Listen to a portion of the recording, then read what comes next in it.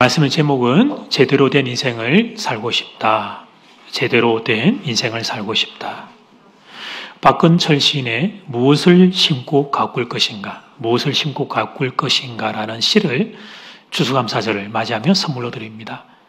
행복을 그린 자는 행복을 따고, 슬픔을 그리는 자는 슬픔을 담고, 사랑을 심는 자는 사랑을 거두고, 화평을 심는 자는 평안이 다가오지요.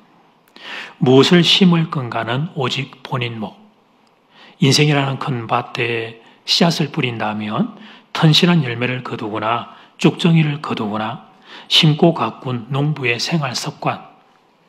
어떤 이는 울다 가고, 또 어떤 이는 후회하다 가고, 어떤 이는 잘 살았다 웃으며 가고, 어떤 이는 감사로 간다. 무엇을 보고 무엇을 심으며 살았는가? 그에 맞는 황혼이 지는 것을 본다. 무엇을 심고 가꿀 것인가? 시 제목입니다. 심은 대로 열매를 거둡니다. 농사가 그렇고 인생이 그렇습니다.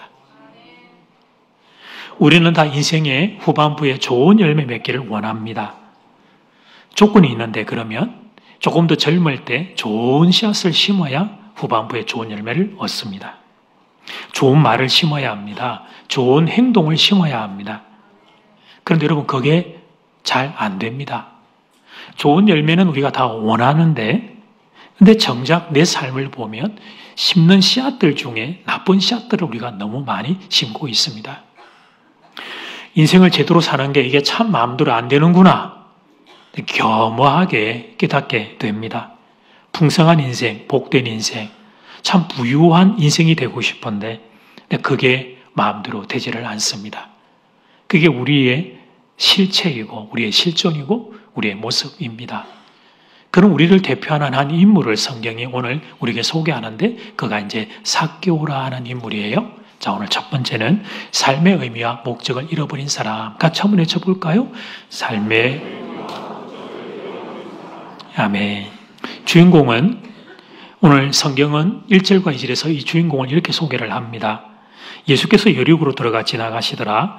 삭개오라 이름하는 자가 있으니 세리장이요, 첫 번째, 두 번째 또한 부자라. 프로필은 두 가지를 이야기해요. 첫 번째, 세리장. 먼저 이 사람 이름은 삭개오였다고 소개를 합니다. 삭개오라고 하는 이름의 뜻은 청결입니다. 클린, 청결. 우리도 물론 한글 이름도 좀 뜻이 있지만 한자 이름들은 다 뜻을 가지고 있잖아요. 근데 히브리어는 뜻을 가지고 있는 언어이기 때문에 이 삭개오는 청결, 그런 뜻입니다. 부모의 소원이었을 겁니다. 아들을 낳고 삭개오라고 이름 붙이면서 얘야 너는 다른 건 몰라도 깨끗하고 청결한 인생이 되거라. 이게 아버지의 소원이었는지 할아버지의 소원이었는지 모르지만 부모의 소원이 그 이름에 그대로 담겼습니다. 그런데 안타깝게 삭개오는 자기의 이름과 정반대로 살고 있었습니다. 삭개오는 세리 중에서도 세리장이었습니다. 예수님이 계시던 당시에 이스라엘의 세리들은 동족 이스라엘 백성들로부터 손가락질을 받았습니다. 이유는 로마에 상납하는 그 세금을 이 유대 히브리 사람들의 세리들 중에서, 그들 중에서 누군가가 동족에게서 세금을 걷어서 로마에 상납을 했기 때문이죠. 그래서 이스라엘 백성들의 손가락질을 많이 받는 직업이 당시에 이 세리라는 이들이었습니다. 그러니까 삭개오는 자기의 이름과 거리가 멀어도 너무 거리가 먼 인생을 살았습니다. 부모들은 자녀들 잘 되라고 이름을 붙입니다. 이름에 얼마나 다들 공을 많이 들이는지 몰라요. 안타깝게 그런데 그 이름과 사는 것이 반대인 경우들이 일어나게 되죠.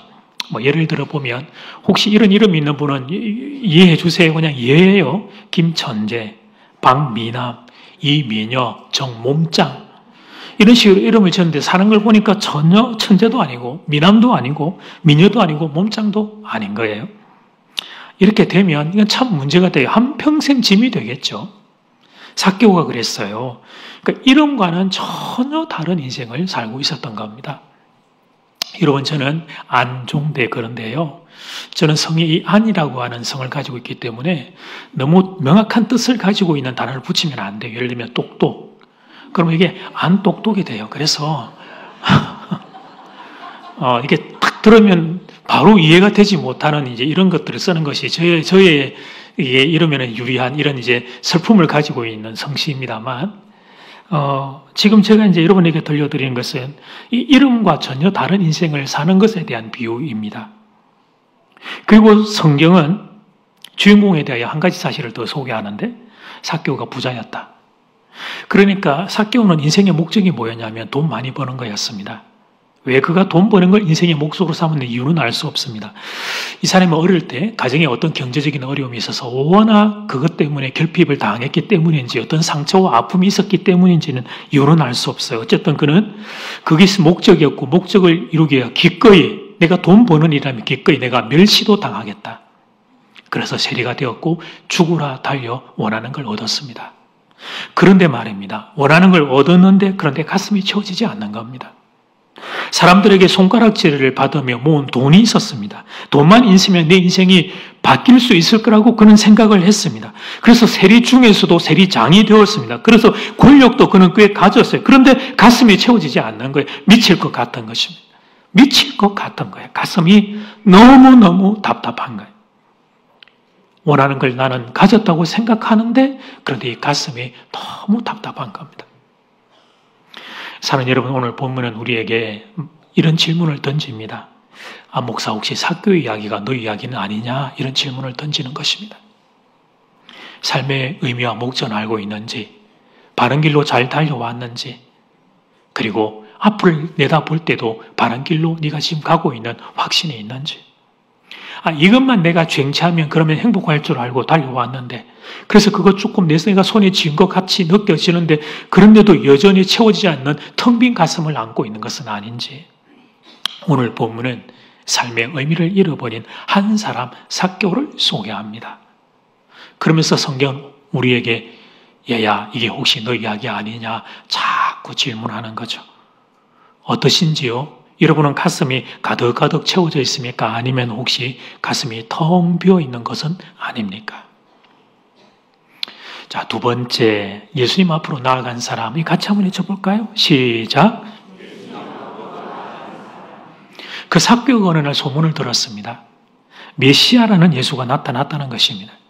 메시아는 유대인들이 기다리고 있던 하나님의 구원자입니다. 자기들을 로마의 압제에서 구원해줄 정치적이고 또 종교적인 구원자였습니다. 처음에는 단지 소문이었습니다. 근데 이상하게 그 소문이 자꾸 내 마음에서 메아리를 쳐요. 이상하게도 예수 이야기가 마음에서 진동을 합니다. 세리장은 그의 직업의 성격상 많은 정보원을 두고 있었어요.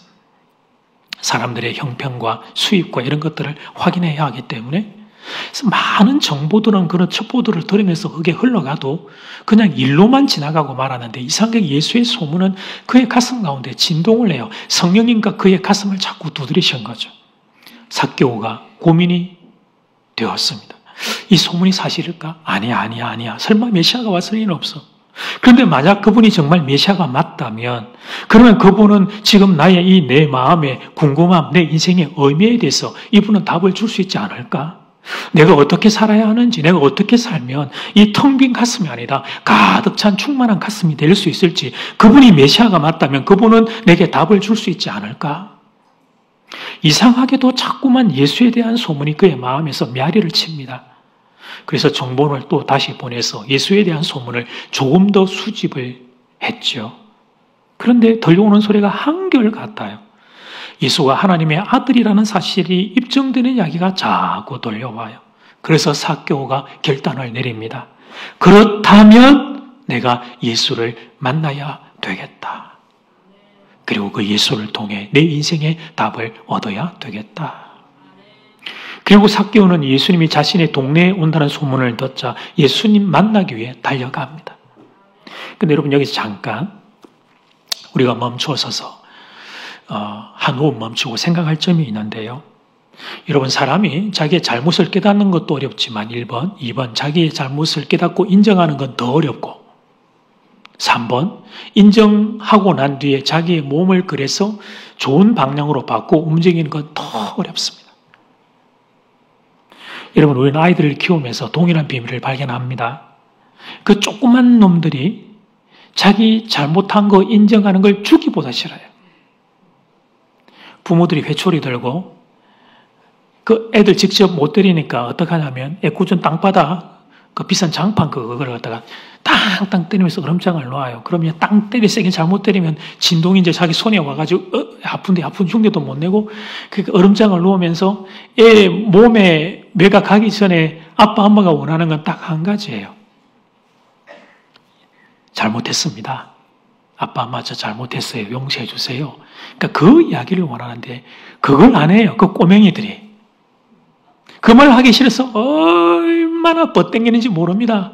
입에서 말을 하기 시작하는 나이부터 뻗땡깁니다. 자존심이 있다는 거죠. 그 어린 영혼들도. 하나님이 주신 선물, 자유인격을 내가 가지고 있기 때문에 자존심 구겨지는 걸 그렇게 싫어합니다. 그런데 여러분 애들이 그러니까 뭐 어른이 되면 어떻겠어요? 어른이 되면 자기의 잘못을 인정하는 건 더욱 어려워져요. 나이 들면 장점이 많이 있지만 단점이 있는데 그 단점 중에 하나가 바로 이거예요. 자신의 잘못 인정하는 게 나이가 들면 여러분 젊을 때보다 더 어려워져요. 왜냐하면 그렇게 되면 그동안 살아온 긴 세월에 내 인생이 잘못되어야 했다는 것을 내가 인정해야 되기 때문입니다. 살아갈 세월이 많이 남아있는 사람들은 말씀을 듣고 자기를 바꾸는 게 좀 쉬워요. 그러나 살아온 세월이 더 긴 사람은 그걸 인정하고 바꾸는 게 어려워요. 그동안 살아왔던 내 세월의 부끄러움을 내가 고백하고 그걸 인정해야 되기 때문이란 말이에요. 그래서 사람들이 자기의 잘못을 잘 인정하지 않습니다. 거기다가 사회적인 지위를 가지게 되면 더욱 어렵습니다. 잘못을 인정하는 순간 그동안 쌓아왔던 모든 게 와르르 한 순간에 무너지기 때문이죠. 그래서 사회적인 지위를 가지고 있는 이들은 웬만하면 자기의 잘못을 인정하지 않습니다. 핑계를 대고 합리화를 하고 다 다른 사람도 다 그러는데 그러면서 그냥 모른 척 은근슬쩍 넘어가 버립니다. 이 땅에 정치를 하고 있는 지도자들에게 우리가 보는 모습이 그런 거죠. 웬만하면 잘못을 인정하지 않아요. 막바지에 가면 잘 기억이 안 난다. 그런 식으로까지라도 회피를 하죠. 그거 인정하면 다 잃어버린다는 두려움과 공포가 있기 때문이에요. 삭개오가 그런 위치에 있는 사람이었습니다. 근데 이 사람이 예수님을 향해 나아갑니다. 그러니까 이 걸음이 얼마나 대단한 걸음인지 모릅니다. 자기가 살아왔던 세월들을 다 부정하고 자신의 잘못을 인정하는 이 걸음이 얼마나 귀한 걸음인지 모릅니다. 삭개오의 위대함은 여기에 있습니다. 자신의 잘못을 인정하고 예수님 앞으로 나아간 것이었습니다. 그래서 사랑하는 여러분, 복음서를 보면 마태, 마가, 누가, 요한복음, 예수님 그 공생애 기간에 그 복음서에 예수님이 만났던 당시 많은 유대인들을 보면 참 많은 유대인들이 이 일에 실패했습니다. 예수님을 만났습니다. 성육신하신 예수님을 만났다니까요. 눈앞에서.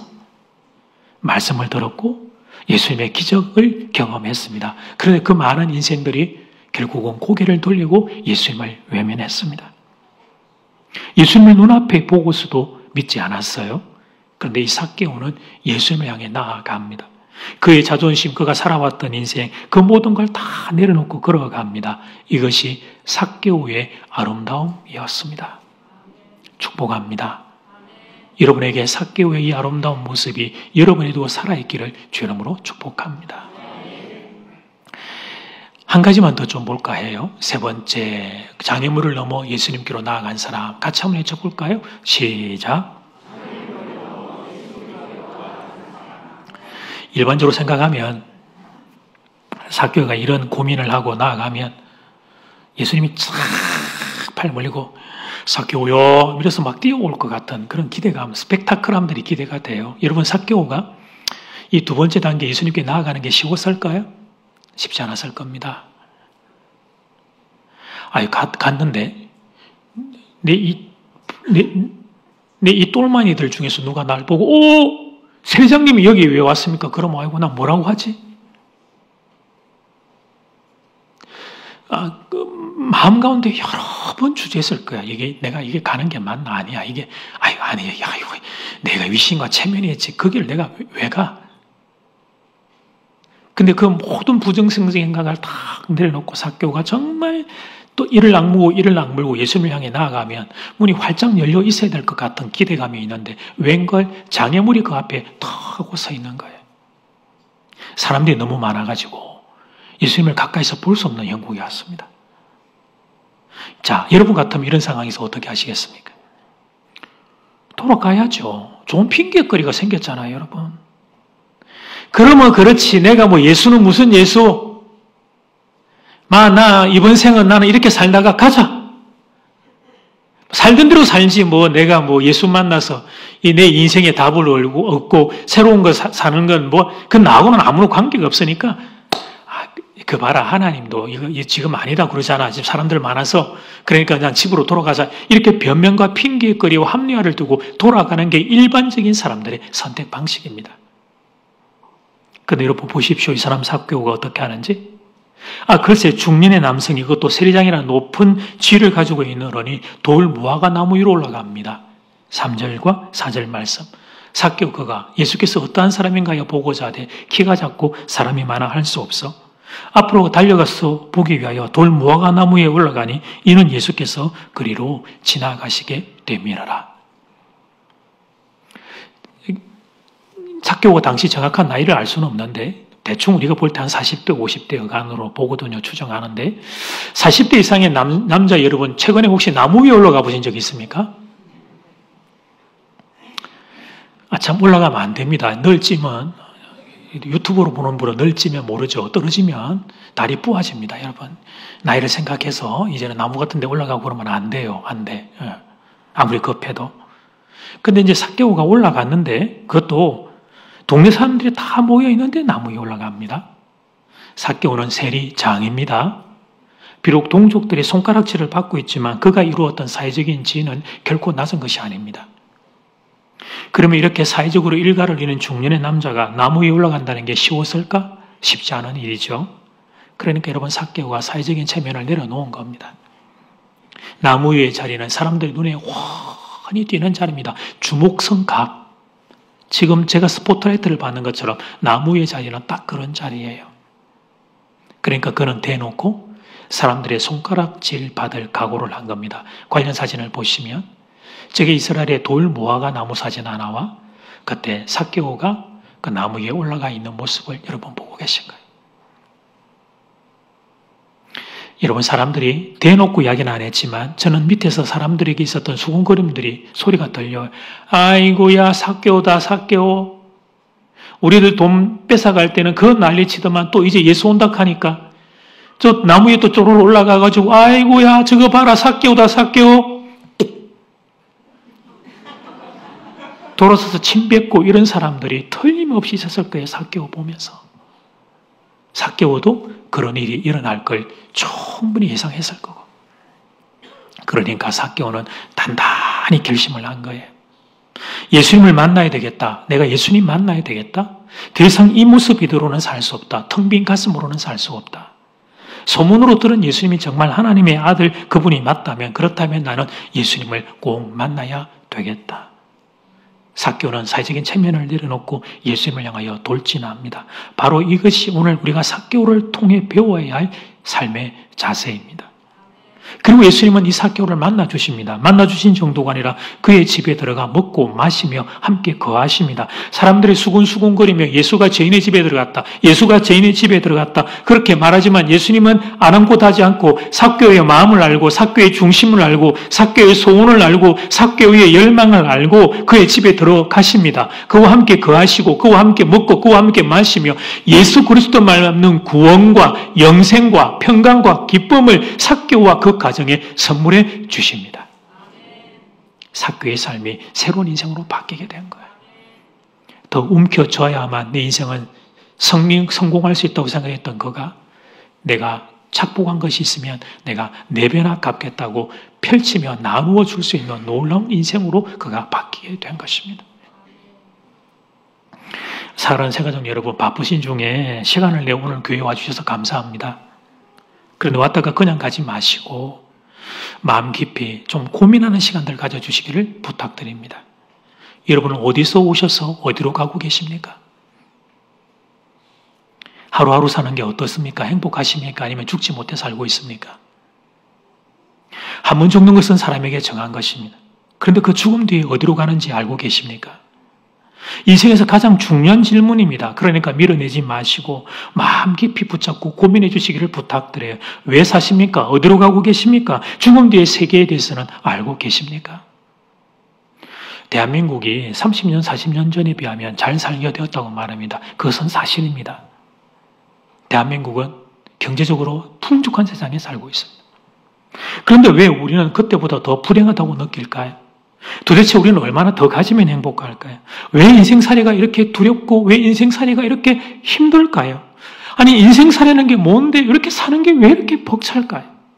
다 놔두고 내 마음 하나를 어떻게 할 수가 없고 다 놔두고 내 몸으로 난 내 자식 하나를 어떻게 할 수가 없어요. 도대체 인생이라는 게 뭔데 인생살이가 왜 이렇게 힘이 든 걸까요? 대답을 해 보십시오. 여러분의 마음 중심으로 이 중요한 질문들에 대답을 해보세요. 인생은 왜 이렇게 힘든지, 인생은 왜 이렇게 아픈지, 인생은 왜 이렇게 눈물이 나는지 대답을 해보세요. 이 공허함, 이 두려움, 이 염려, 이 공포, 이 걱정은 도대체 어디에서부터 나를 찾아와 괴롭히고 있는지, 그 이유는 도대체 무엇인지 답을 말씀드립니다. 이 모든 것은 죽음으로부터 오는 거예요. 죽음. 인류 최고의 두려움인 죽음, 그 녀석으로부터 파생된 작은 고통들이 이 땅에 우리를 공격해요. 그 작은 고통으로 신음하고 아파다가 결국은 그래서 그 죽음의 늪에 빠지게 되는 것, 그게 인간이라고 하는 우리의 실체입니다. 죄로 인하여 죽을 수밖에 없는 우리의 실존이에요. 그러면 죽음을 이길 방법을 가지고 계십니까? 죽음 뒤의 세계가 준비되어 있습니까?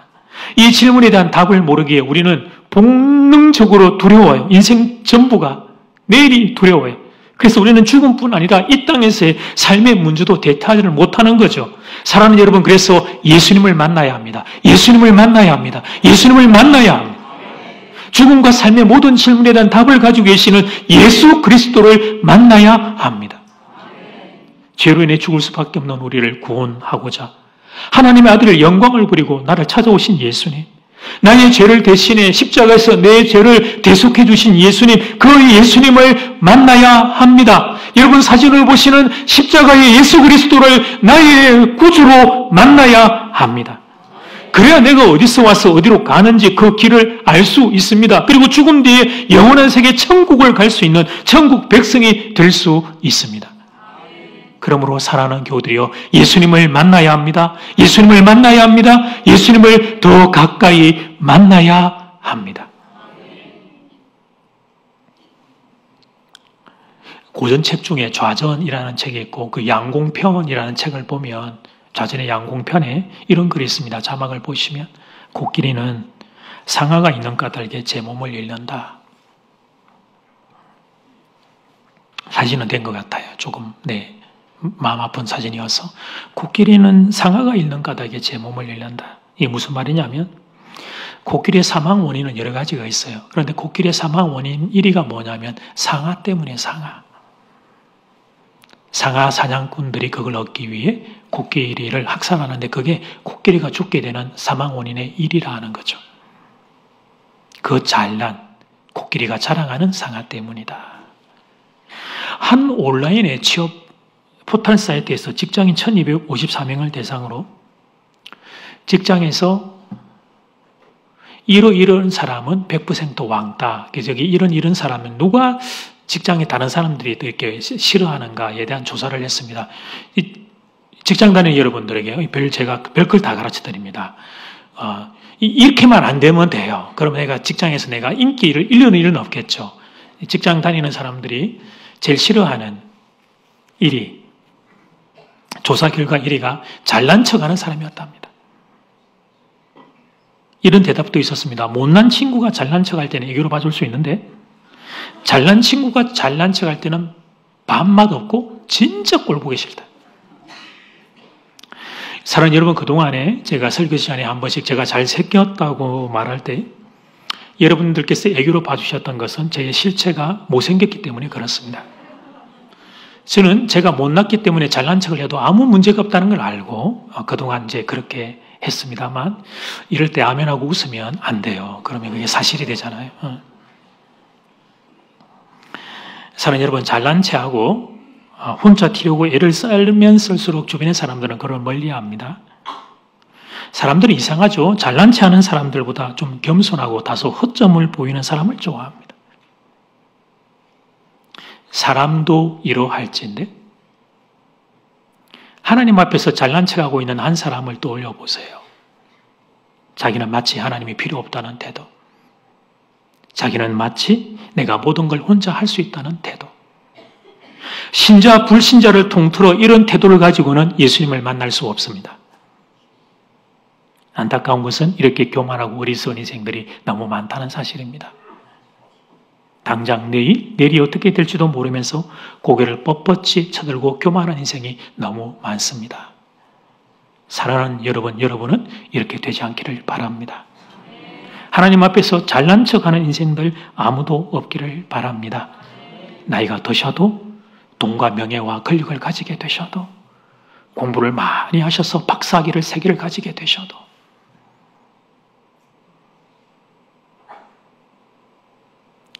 하나님 앞에 이런 어리석은 마음들이 여러분에게 들어가지 않기를 바랍니다. 대신에 오늘 본문의 삭개오처럼 살 수 있기를 바라요.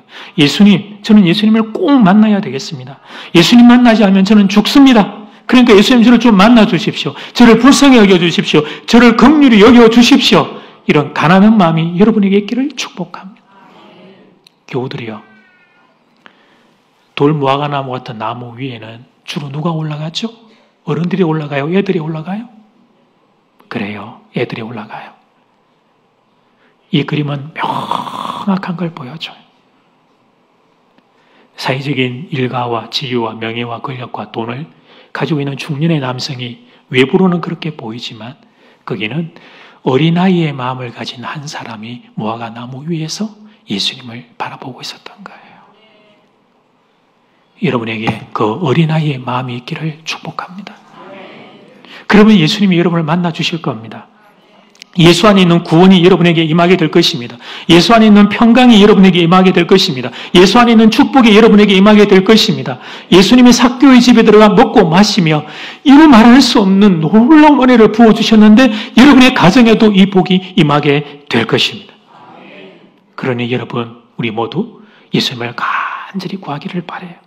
예수님 저를 만나 주십시오. 예수님 저를 만나 주십시오. 예수님 저의 가정에 찾아와 주십시오. 예수님 저의 가정에 찾아와 주십시오. 간절히 구하기 원합니다.